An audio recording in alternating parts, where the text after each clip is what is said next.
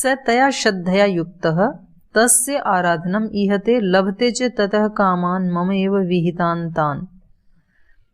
तान विहितान कामान मम एव लभते।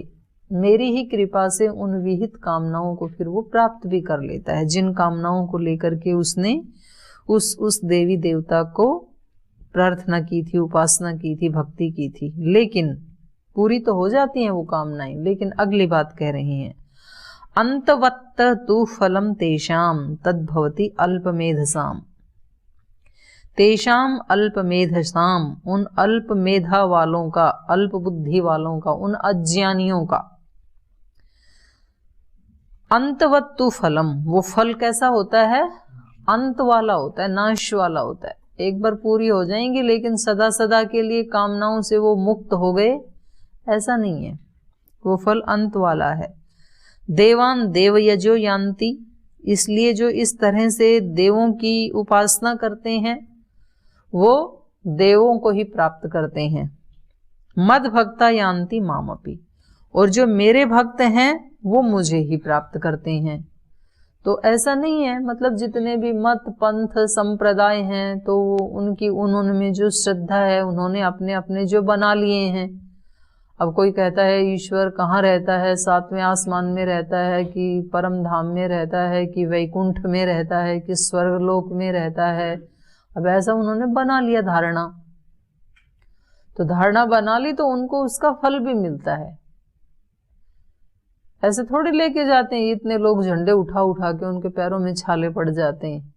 कुछ तो उनको अंदर से सुख की अनुभूति होती है तब तो ले जाते हैं, या तो उनकी कोई कामना की पूर्ति हुई है, उन्होंने कोई कामना की थी कि मेरे जीवन में ऐसे हो जाए और फिर वैसा हो गया, तो उनको लगता है कि ये शिव बाबा ने किया, तो फिर वो आकर के ले जाते हैं यहाँ से जल उठा के।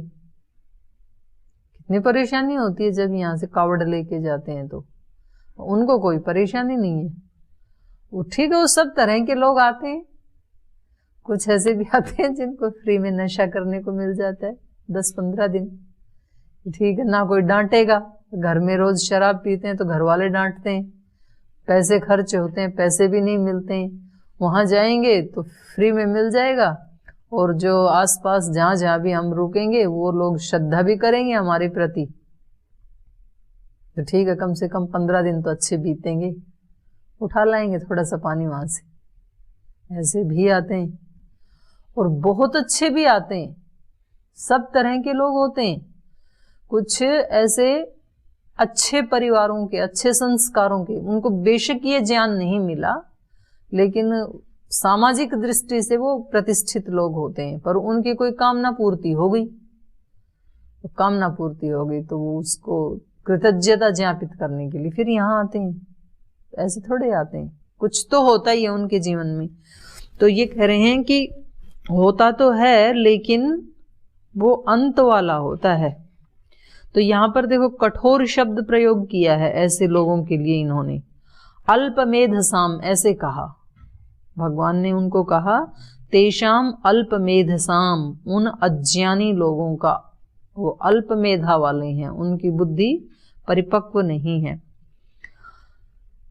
तेषाम अल्पमेधसाम तत्फलम अंतवत्तु, निश्चित रूप से वो फल अंत वाला होता है, उसका अंत हो जाएगा। तो जब पुरुषार्थ ही करना है तो अंत वाले फल के लिए क्या पुरुषार्थ करना, फिर पुरुषार्थ करना है तो अनंत वाले के लिए ही करें। एक बार मेहनत करनी ही है तो फिर अच्छी चीज के लिए ही करें ना, अस्थाई के लिए क्या करना फिर। लेकिन हमारे मन की टेंडेंसी क्या होती है, मन का स्वभाव क्या है, हमेशा इसको इंस्टेंट चाहिए सब कुछ। आजकल इंस्टेंट का जमाना है ना, इंस्टेंट फूड खाना चाहिए तुरंत। तो गर्म पानी में वो जैसे फ्लाइट आदि में जाते हैं, वो डाल दिया दलिया सा और बोले 5 मिनट ऐसे ही रहने दो, 5 मिनट के बाद दलिया तैयार। तो घर में क्यों गैस लानी है, क्यों कुकर खरीदना है, अपने डिब्बे में इंस्टेंट फूड तैयार करो। लेकिन वो एक दिन के लिए तो अच्छा है, रोज खाना पड़े तो रोगी हो जाएंगे। तो मन का स्वभाव है इसको शॉर्ट टाइम खुशी चाहिए, जिसमें तुरंत खुशी मिलती है उसका ये चयन करता है। और बुद्धि का धर्म है ये हमेशा लॉन्ग टाइम खुशी की को सेलेक्ट करती है, जिसमें अंत तक सुख मिलेगा। बुद्धि कहती है उस पथ पर चलो, मन कहता है जिससे तुरंत मिलेगा वो चाहिए मेरे को। तो हमेशा पूरे दिन भर आप अपने जीवन को देखेंगे तो दो ऑप्शन होते हैं आपके सामने। तुरंत सुख मिलने वाला काम होता है, एक अभी थोड़ी देर तो दुख मिलेगा इंस्टेंट तो, लेकिन लॉन्ग टाइम में उसका सुख मिलेगा। तो यदि आप बुद्धि से काम लेते हैं तो आप हमेशा लॉन्ग टाइम सुख को सेलेक्ट करेंगे, और यदि आप मन के स्तर पर जीते हैं तो हमेशा आप शॉर्ट टाइम सुख को चुनेंगे, तुरंत सुख देने वाला। पकोड़ा तुरंत सुख देने वाला है, गिलोय लॉन्ग टाइम में सुख देने वाली है। तो दोनों आपके सामने आए तो किसको चुनोगे?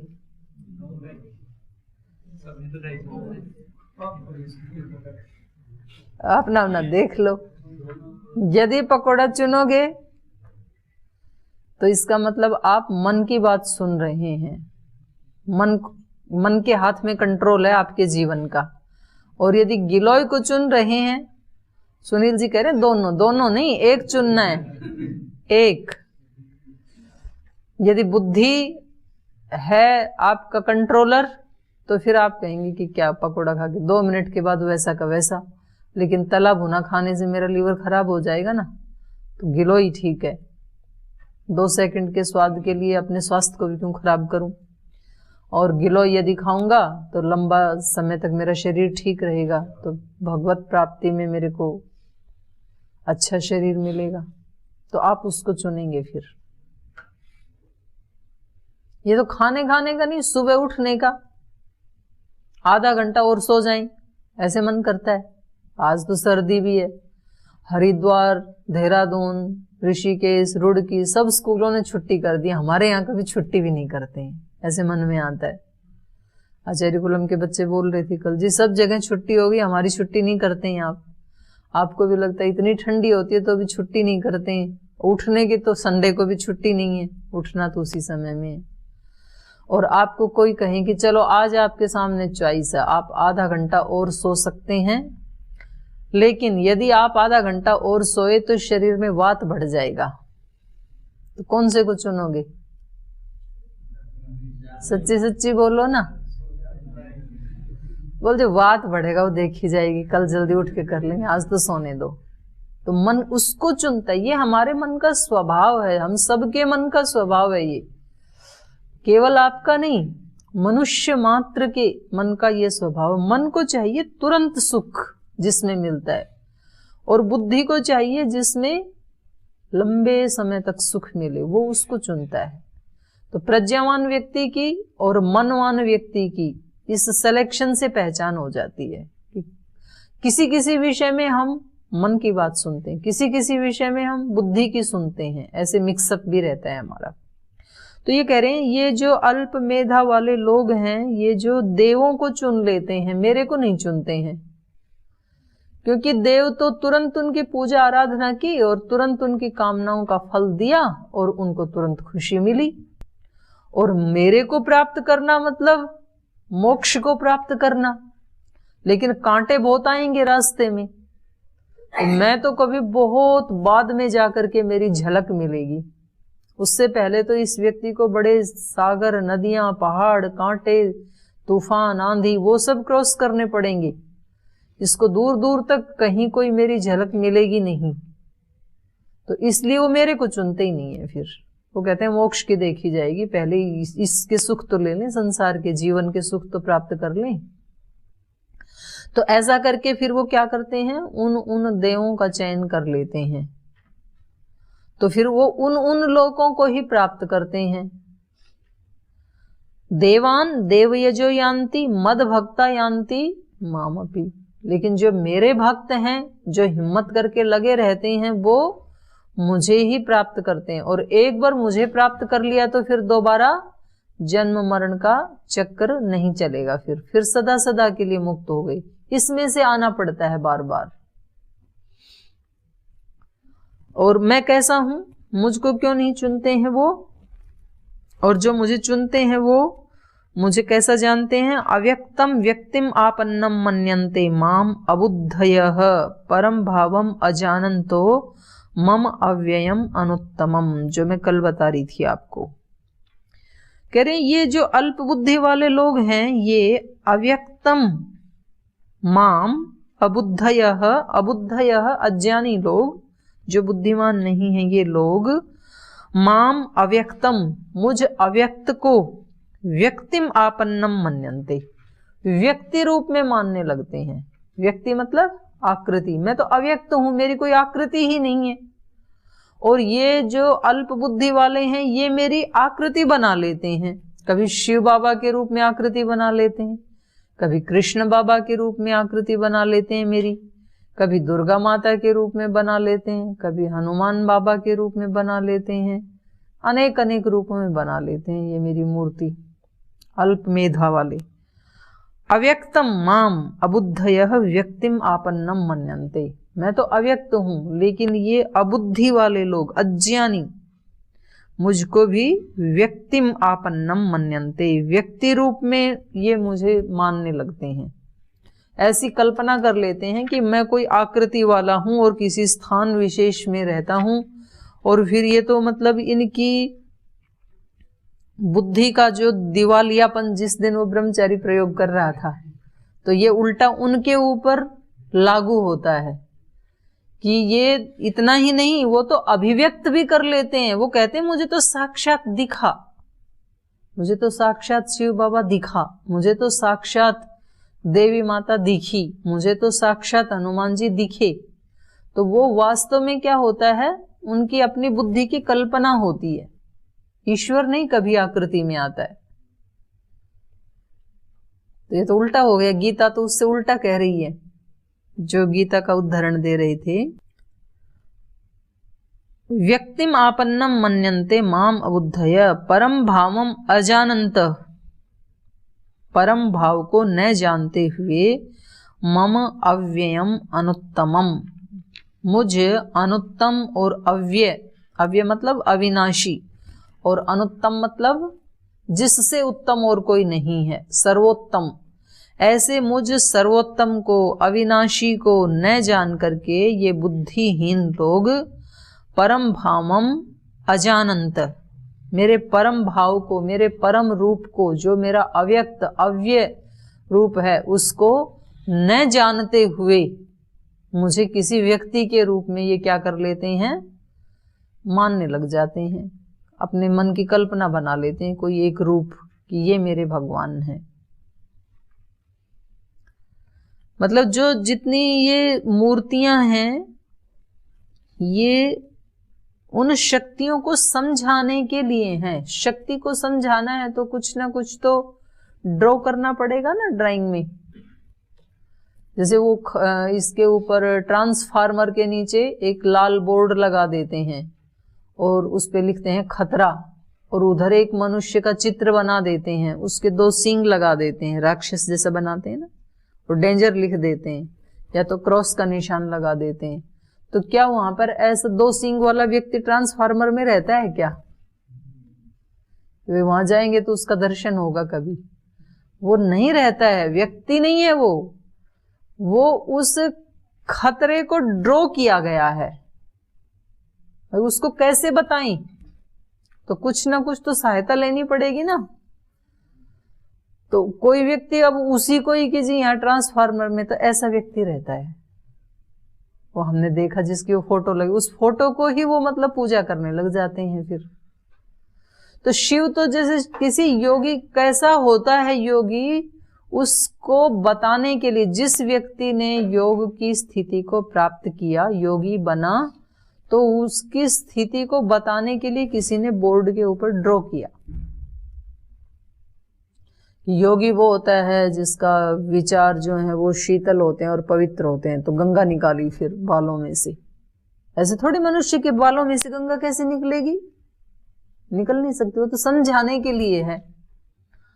फिर इधर माथे के ऊपर चंद्रमा लगाया, तो चंद्रमा तो इतना बड़ा है, तो ये मनुष्य के माथे पे कैसे लगेगा? उसका माथा कितना बड़ा चाहिए फिर। और उसका माथा यदि इतना बड़ा है तो उसका पूरा शरीर कितना बड़ा होगा। माथा तो पूरे शरीर की दृष्टि में कितना है, 4 आंगुल का, और वो 4 आंगुल का माथा है वो ही इतना बड़ा हो गया कि पूरा शरीर, ये सूर्य चंद्र उसके एक कोने में आ गया, तो माथा तो उससे कई गुना बड़ा हुआ ना, चंद्रमा से भी। और जिसका माथा चंद्रमा से कई गुना बड़ा है उसका शरीर कितना बड़ा होगा। तो वो तो समझाने के लिए है कि उसका ज्ञान जो है वो निरंतर वृद्धि को प्राप्त होता है। फिर गले में सांप लगाया कि जो योगी होता है सर्प जैसी प्रतिकूल विषैली परिस्थितियों को भी गले लगाता है, भागता नहीं है, उसका सामना करता है वो। फिर उसको मृगछाला पहनाई। योगी होता है वो अपरिग्रही होता है, परिग्रही नहीं होता है, कम से कम में गुजारा करता है। तो ये सारी तो समझाने के लिए हैं। नीलाकंठ दिखाया, नीलकंठ, कि वो विष को भी पीता है। तो विष ये ही है जो हमें व्यवहार में कोई अपमान कर रहा है, कोई दोष दे रहा है, कोई दुख दे रहा है, ये सारा ही तो विष है। तो योगी क्या करता है, उसको पी लेता है, लेकिन नीचे नहीं उतरने देता है, कंठ में ही रोक देता है। नीचे उतरे तो फिर मर जाएगा व्यक्ति, डाइजेशन खराब हो जाएगा ना विष खाने से। तो विष को कंठ में ही रोक दिया। तो बुराइयां उसको लोग देते हैं तो उसको महसूस तो होता है, लेकिन वो अपने अंदर तक उनको नहीं जाने देता है, रोक देता है वहीं पर ही। क्योंकि यदि उसने उन बुराइयों पे चिंतन मनन करना शुरू किया तो उसका तो पूरा अस्तित्व ही विषैला हो जाएगा, फिर राग द्वेष से युक्त हो जाएगा। तो इसलिए वो सुनता है, नीचे नहीं उतरने देता है, वहीं रोक देता है। तो ये सारे के सारे चित्र तो किसी की अनुभूति को समझाने के लिए उन लोगों ने चित्र बनाए थे, और हमने उस अनुभूति को तो छोड़ दिया, वो क्या बताना चाह रहा है उसको तो छोड़ दिया, और उस चित्र को पकड़ लिया हमने। डेंजर क्या बताना चाह रहा है कि इधर मत आना, बिजली का एरिया है ये, उसको तो छोड़ दिया वो जो बताना चाह रहा था, और उस राक्षस को हमने पकड़ लिया कि यहां ये रहता है, ऐसा हमने किया। तो इसलिए ये कह रहे हैं कि ये जो लोग हैं अल्प मेधा वाले, ये मुझ अव्यक्त अविनाशी को न जान करके, मेरे उस रूप को न जान करके, ये मुझे किसी व्यक्ति के रूप में कल्पना कर लेते हैं। और इतना ही नहीं, वो मुझे अभिव्यक्त भी कर लेते हैं, वो उसका दर्शन भी कर लेते हैं अपने ही उसकी मानसिक उसके ऊपर। जिनका मन हमारा बहुत ज्यादा वो है ना, वो भय के भूत खड़े कर लेता है। जब व्यक्ति को भय लगता है, कहीं अंधेरे में जा रहा है, कोई ठूंठ है और थोड़ी थोड़ी हवा चल रही है मान लो, और उस पे कोई 1-2 पत्ता लगा हुआ है ठूंठ पे, तो इस व्यक्ति को क्या लगता है, भूत है, और वो हाय से हाथ हिला रहा है, और ये व्यक्ति फिर डर जाता है और बताता है मैंने साक्षात भूत देखा। और उसी समय मान लो वहां कोई ऐसी व्यवस्था हो, प्रकाश कर दिया जाए, तो फिर इसको दिखेगा कि ये तो ठूंठ है, और इसका जो पत्ता हिल रहा है यही मेरे को हाथ हिलता हुआ दिखाई दे रहा था। तो इसका भ्रम चला जाएगा फिर। नहीं तो इसके दिल में बैठ जाता है कि वहां पर तो भूत रहता है।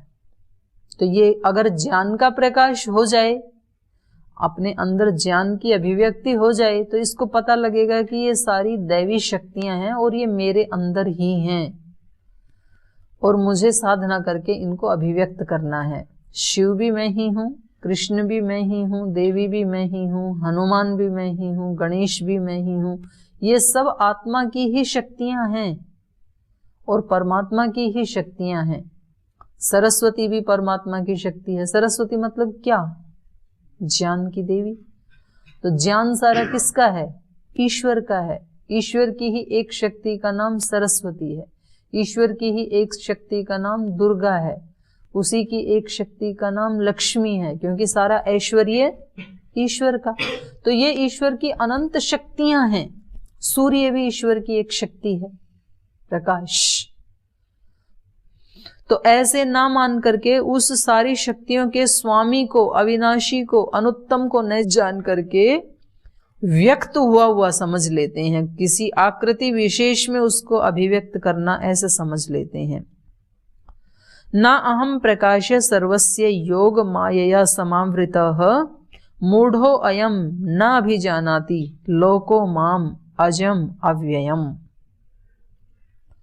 अहम प्रकाशः, कह रहे हैं कि मैं प्रकाश, प्रकाश माने प्रकट रूप में, न अहम प्रकाश सर्वस्य योग मायया समावृता, योग मायया समावृतः, योग माया से समावृत होने के कारण मैं योग माया से ढका हुआ हूं। योग माया मतलब यहां पर प्रकृति, जैसे हमारा आत्मा, हम सब हैं ही यहाँ पे उपस्थित है ना हॉल में, तो हमारा आत्मा जो है वो किससे समावृत है इस समय? हमारे शरीरों से, इस प्रकृति से। तो हमारे प्रकृति, शरीर रूपी प्रकृति से ये ढका हुआ है, तो इसलिए कहा योग माया समावृत। मैं अपनी योग माया से ढके रहने के कारण न अहम सर्वस्य प्रकाश, सबके लिए मैं प्रकाशित नहीं होता हूं, सबके लिए अभिव्यक्त नहीं होता हूं, सब मुझे नहीं देख पाते हैं। क्यों नहीं देख पाते हैं? क्योंकि मैं योग माया से ढका हुआ हूं। मूढ़ो अयम न अभिजानाति, लेकिन ये मूढ़ जो है ये नहीं जानता है मुझको। लोकः, मूढ़ो अयम लोकः, मूढ़ यह है लोक, ये संसार, लोक मतलब संसार। अज्ञानी ये संसार न अभिजानाति माम, मुझको नहीं जानता। किस रूप में? अजम अव्ययम, मैं तो अज हूं। अज मतलब अजन्मा, मुझे अजन्मा अविनाशी को और अव्यय, मुझे अविनाशी को जिसका नाश नहीं होता है कभी, उसको अव्यय कहते हैं। तो ऐसे मुझ अजन्मा और अविनाशी को लोको अयम न अभिजानाति, ये संसार नहीं जानता है। वेदा हम समतीतानि, समतीतानि वर्तमानानि च अर्जुनः भविष्याणि च भूतानि माम तु वेद न कश्चन। अहम समतीतानि वर्तमानानि च भविष्याणि च वेदः, हे अर्जुन मैं तो तीनों कालों को जानता हूं। समतीतानि जो अतीत हो चुका है, व्यतीत हो चुका, उनको भी मैं जानता हूं। और वर्तमानानि जो वर्तमान में है, जो भी आत्माएं, जो भी संसार, उसको भी मैं जानता हूं। और भविष्याणि, बाद में भी ये रहने वाली हैं सब आत्माएं, तो भविष्य में भी मैं इनको जानता हूं। मैं तो तीनों काल में इनको जानता हूं, त्रिकाल में, त्रिकाल दृष्टा हूं मैं। समतीतानि वर्तमानानि भविष्याणि च अर्जुन अहम वेद न भूतानि माम तु वेद कश्चन। लेकिन ये जो प्राणी हैं, भूत मतलब प्राणी, ये जो प्राणी हैं इनमें से कोई भी मुझे नहीं जानता है। मैं तो इन सब प्राणियों को जानता हूं, इन सब प्राणियों के अतीत को भी जानता हूं, वर्तमान को भी जानता हूं, भविष्य को भी जानता हूं, लेकिन इनमें से कोई भी ये प्राणी मुझे नहीं जानते हैं। तो अतीत को कैसे जानते हैं? क्योंकि ईश्वर पहले भी था और आज भी है, इसलिए वर्तमान को भी जानता है। भविष्य को कैसे जानता है ईश्वर? क्योंकि भविष्य में तो सब कुछ चेंज हो सकता है ना, तो कैसे जानते हैं हमारे भविष्य को?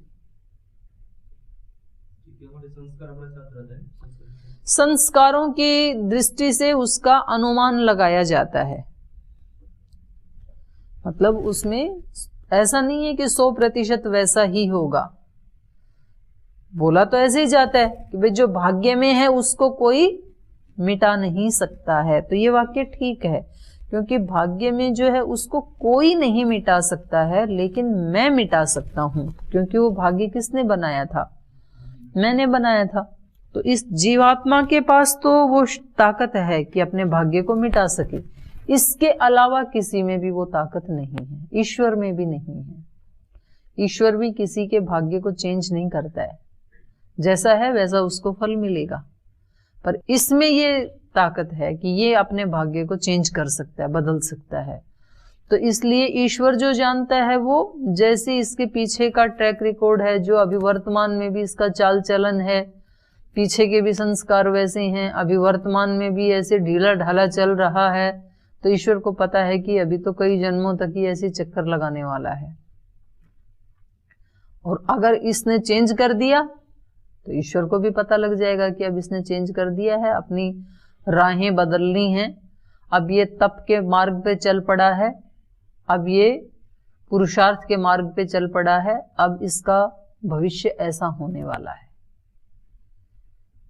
तो इस रूप में ये कह रहे हैं कि मैं तीनों इनके काल को जानता हूं, सब भूतों के, अतीत काल को भी, वर्तमान काल को भी, भविष्यत काल को भी। लेकिन भूतानि माम तु न कश्चन वेद, लेकिन ये भूत मुझे नहीं जानते, प्राणी मुझे नहीं जानते हैं। इच्छा द्वेष समुत्थेन द्वंद्व मोहेन बहर्त सर्वभूतानि सम्मोह सर्गे यान्ति परम तप। इच्छा द्वेष समुत्थेन द्वंद्व मोहेन भारत, हे भारत, भरत कुल में उत्पन्न होने वाले अर्जुन, इच्छा द्वेष समुत्थेन, इच्छा और द्वेष से जो उठे हुए हैं, अर्थात जो इनको इच्छा द्वेष आदि कामनाओं को जो जीत चुके हैं, इच्छा द्वेष समुत्थेन द्वंद्व मोहेन, और द्वंद्व से और मोह से, भ्रम से जो ऊपर उठे हुए हैं, सर्वभूतानि सम्मोहम, सब प्राणी सम्मोहम, भ्रम को, सर्गे, संसार में, यान्ति, जाते हैं, परम तप, हे परम तपस्वी अर्जुन। कहा कि इस संसार में इच्छा और द्वेष से उत्पन्न होने वाले जो सुख दुख आदि जो द्वंद्व हैं, उन द्वंद्वों के मोह से सब प्राणी भ्रम में फंसे रहते हैं और मुझे ईश्वर का ध्यान नहीं करते हैं। इच्छा द्वेष समुत्थेन द्वंद्व मोहेन भारत सर्वभूतानि सम्मोह सर्गे, जब तक ये रहेंगे इच्छा द्वेष द्वंद्व मोह, तब तक तो सर्गे यान्ति परम तप, हे परम तप, ये सारे प्राणी संसार को ही प्राप्त होते रहेंगे।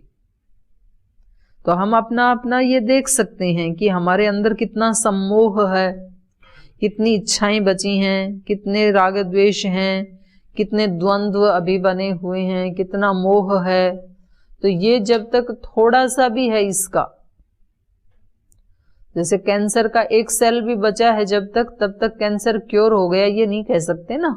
तो कभी भी वो बढ़ सकता है, कभी भी मृत्यु के गाल में हमें डाल सकता है।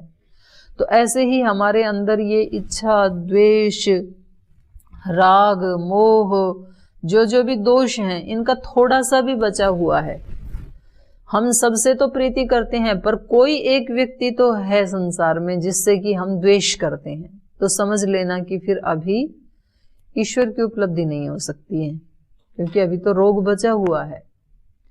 एक व्यक्ति, इसलिए एक व्यक्ति भी, जब आप संध्या करते हैं ना, 6 दिशाओं में चक्र लगाते हैं, प्राची दिग्ग्नेर अधिपति, फिर दक्षिणा, फिर प्रतीचि, फिर उदीची, फिर अधय नीचे की, फिर ऊर्ध्व, तो सारी दिशाओं में करके क्या प्रार्थना करते हैं कि योस्मान द्वेष्टि यम वयम द्विष्मस्तम वो जंभे दद्मः।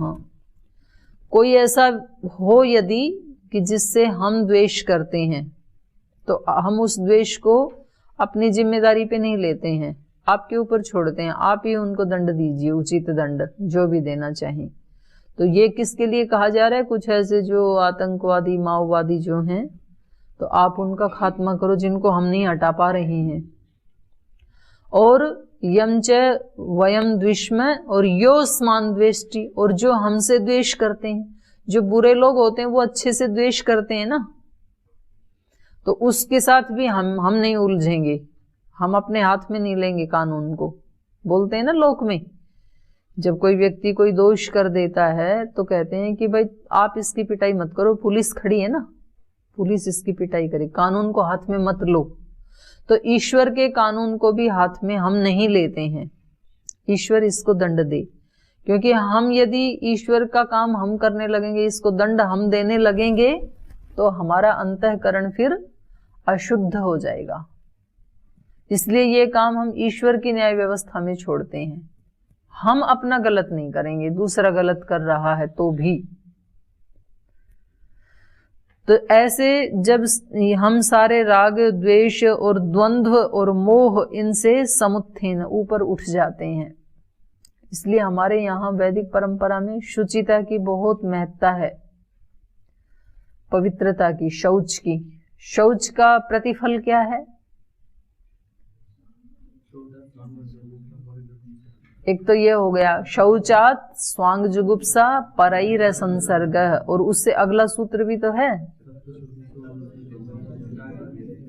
सत्व शुद्धि सौमनस्य एकाग्र इंद्रिय जय आत्मदर्शन योग्यत्वानि च।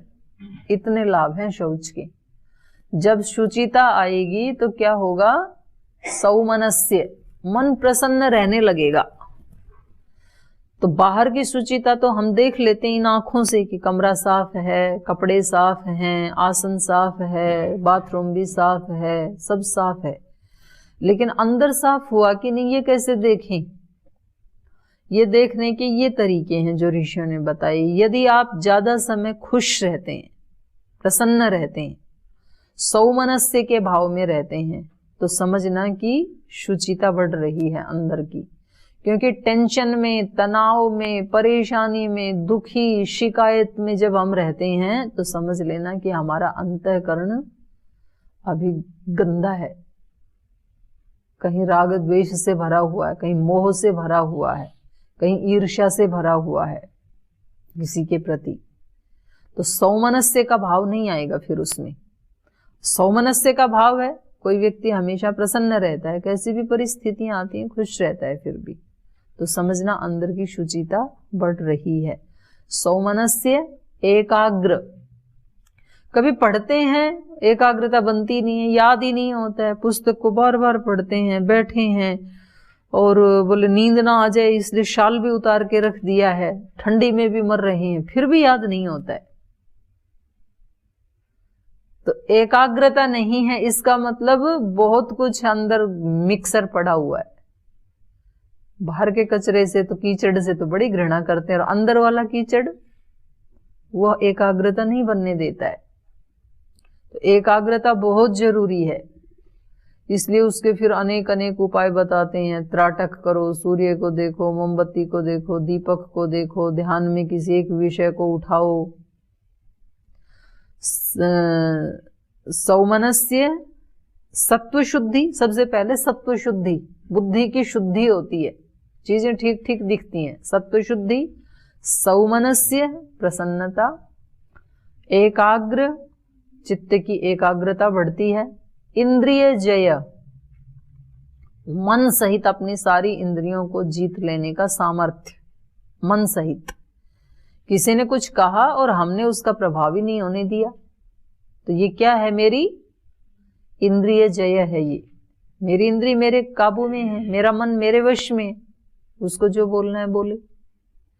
और उसने बोला और तुरंत मेरे ऊपर प्रभाव पड़ गया और मेरी आंखों से आंसू आ गए और मैं शिकायत करने के लिए पहुंच गया, जी उन्होंने मेरे को ऐसे बोला। तो इसका मतलब क्या हुआ कि अभी अपनी इंद्रियों के ऊपर जय नहीं है, अभी तो अपनी इंद्रियों का कंट्रोल किसी दूसरे के हाथ में दे रखा है।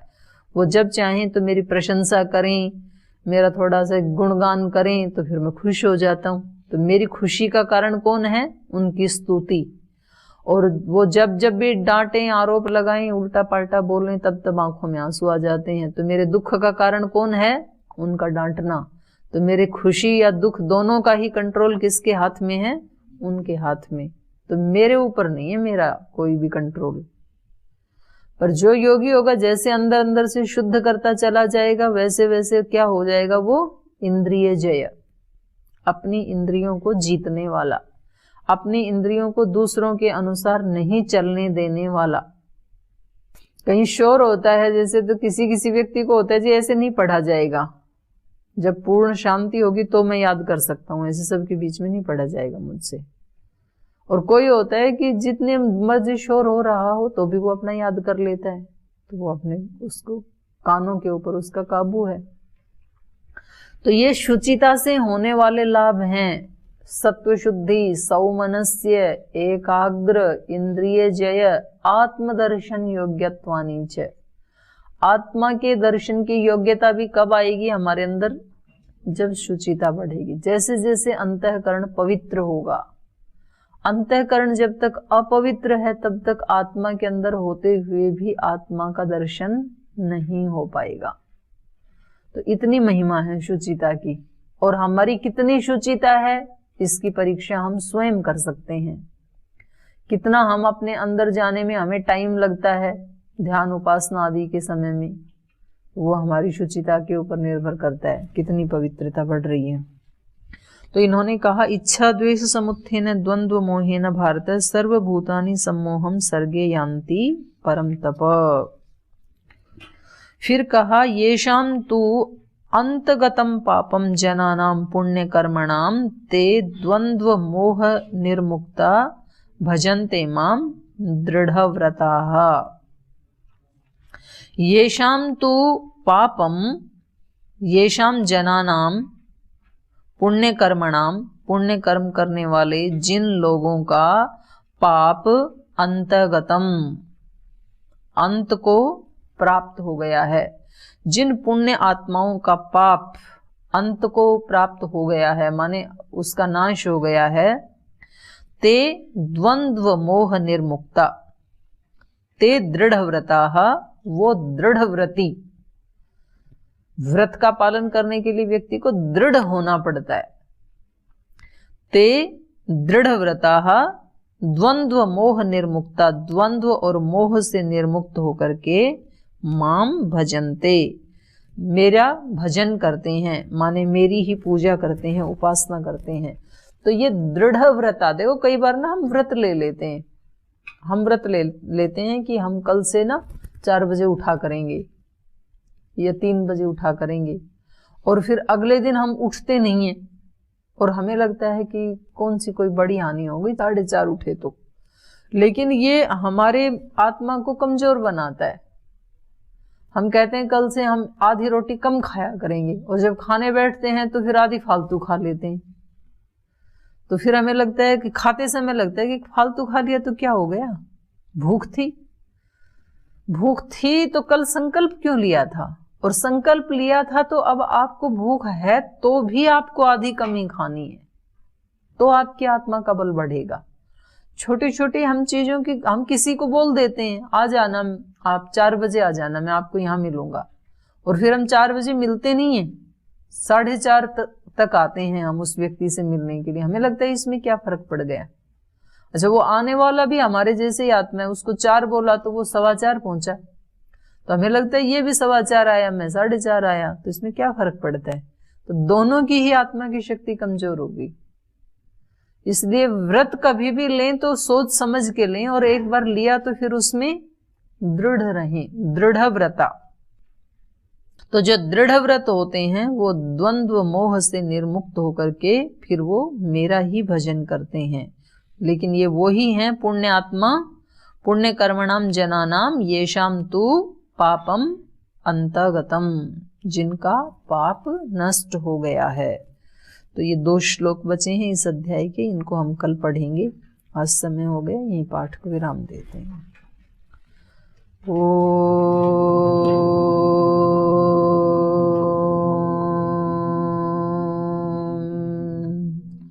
शांति शांति शांति। श्री गुरुभ्यो नमः।